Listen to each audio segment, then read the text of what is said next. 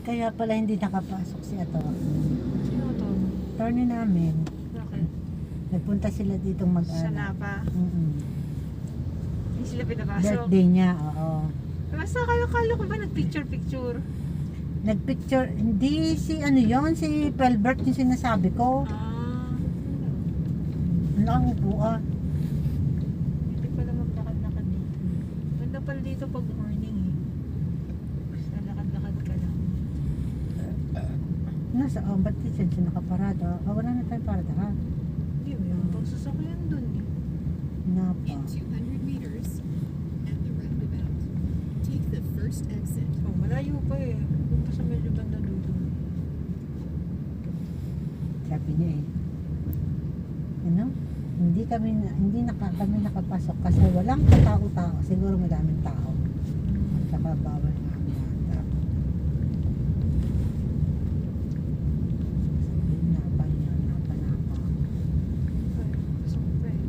Round pa daw. Round At the roundabout, take the first exit. Diyos ko, ang dami yatang tao. Hindi, may isa pang cafe dito. Hindi lang yung Napa. Ayan, no, Ruins Project. Ayun, diretso pa. Sa looban yung Napa. Parang dating bahay ni Villar yun. Ginawa na siyang ano. Cafe. At ano napa?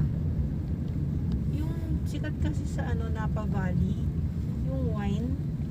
Yung winery sa California. So, parang ganun yung ano. Ulit, Napa. Napa. Walang parking. Saan ang parking? Ay, wala Wala na raw. Ano natin? Na pwede mag-park kahit sa baba? Baba, ayun, sa gilid dito. Ayan, pwede ka Tayo dyan, bakit oh. mas malapit. Dito ang entrance. Sige, ito na lang po ma'am. Ang daming tao. Weekdays yan ha. Weekdays ang daming tao. Ayan, baka alis na yan isa. Saan? Naalis. Yan daw, meron. Ayun no. Yung nakuha, tinuturo ni Manong.